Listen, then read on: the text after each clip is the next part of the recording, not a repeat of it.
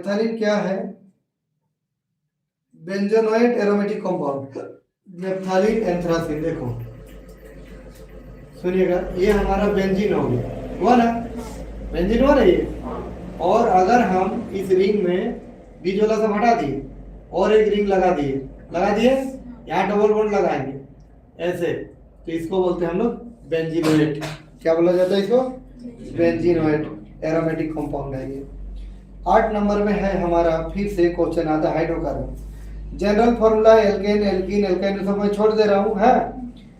Alkene are also called, याद रखना, alkanes को पैराफिन कहा जाता है। बाबू ध्यान देना रे, ये एल्केन को क्या बोलते हैं हम लोग? पैराफिन। ओके, एल्कीन को क्या कहा जाता है?